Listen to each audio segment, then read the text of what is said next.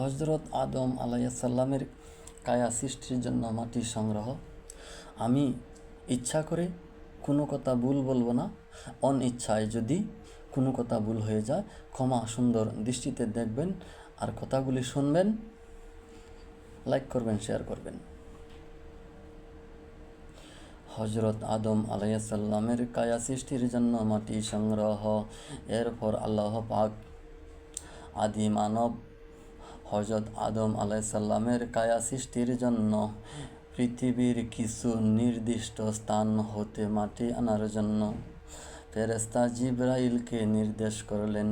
তিনি পৃথিবীতে এসে যথাস্থানে গমন করে মাটি নেবার জন্য জমিনে হাত রাখলেন, কিন্তু জমিন তাতে অসম্মত হইয়া জিবরাইলকে আল্লাহ পাকের কসম দিয়ে বলল, জিবরাইল, আল্লাহর কসম, তুমি আমার দেহ হতে মাটি নিও না।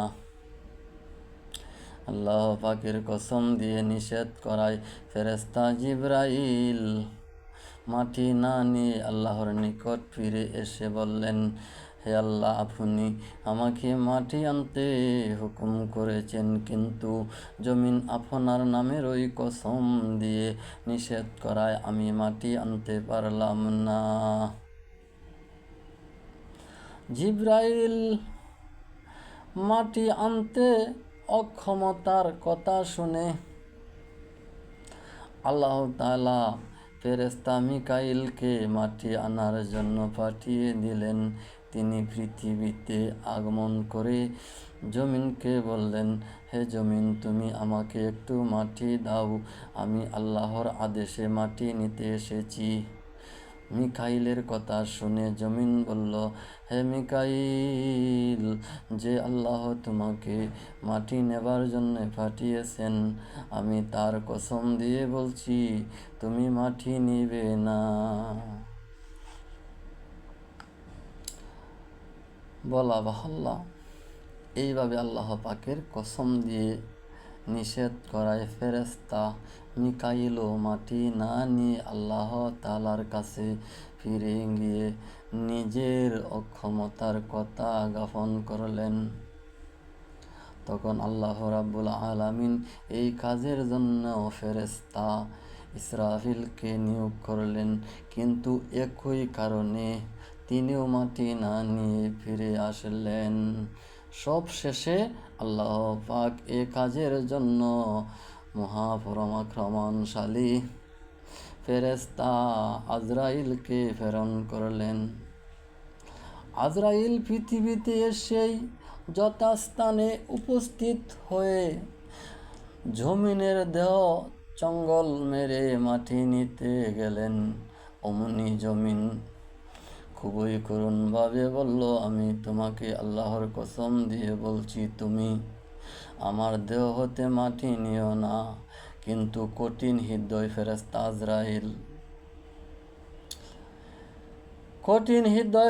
আজরাইল জমিনের কথা কর্ণপাত না করে বললেন, জমিন, তুমি যে আল্লাহর কসম প্রদান করছো, সেই আল্লাহ পাকই আমাকে মাটি নেবার জন্য প্রেরণ করছেন।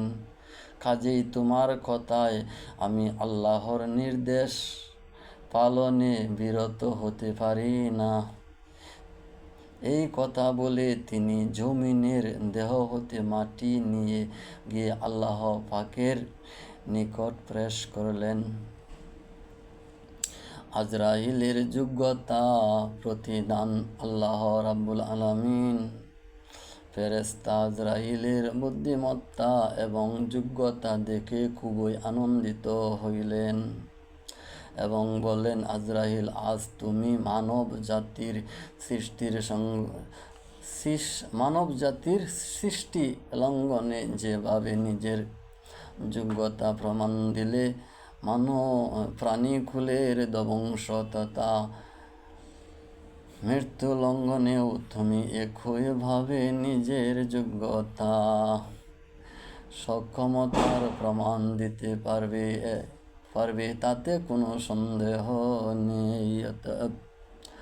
আমি এখনই সেই কাজটি তোমার জন্য নির্দিষ্ট করে রাখলাম। সকল প্রাণীর বিশ্বস্ত মানব জাতির সকলের প্রাণ তোমাকেই সংহার করতে হবে। মহান আল্লাহ রাব্বুল আলামিনের এই বাণী শুনে ফেরেশতা আজরাইল একেবারেই উদ্বিগ্ন হয়ে পড়লেন এবং খুবই কাকুতি মিনতি সহকারে বলতে লাগলেন, হে দয়াময়, আমি আপনার যে কোনো আদেশ পালন করতে তৈরি আছি। তারপরেও আপনি এই কঠিন আদেশ পালন হতে আমাকে মুক্তি দেন, কারণ এই আদেশ পালন করতে গেলে পৃথিবীর সকল প্রাণী আমার উপরে এই বলে অভিশাপ দিতে থাকবে যে, নিষ্ঠুর আজরাইল আমার অমুক আত্মীয়র প্রাণ হরণ করেছে। সেই অভিশাপ আমি কিছুতেই সহ করতে পারব না। আজরাইলের কথা শুনে আল্লাহ তাআলা বলিলেন, আজরাইল, এই বিষয় তোমার কোনো চিন্তা করিতে হইবে না, কেননা এই ব্যাপারে আমি এমন এক কৌশল অবলম্বন করিব যাহাতে কেউ তোমার নাম উল্লেখ করিবে না এবং তোমার উপরে অভিশপ্ত বর্ষণ করিবে না। প্রত্যেকের মৃত্যুর পূর্বে আমি কোনো না কোনো রোগ ব্যাধি কিংবা যে কোনো বালা মুসিবত নাজিল করিব।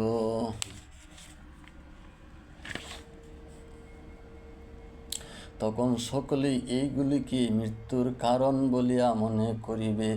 ভুলেও কেউ এ কথা মুখে বলিবে না যে তুমি তাহাদের মৃত্যু ঘটাইয়াছ। অতএব তোমার চিন্তার কোনো কারণ নেই।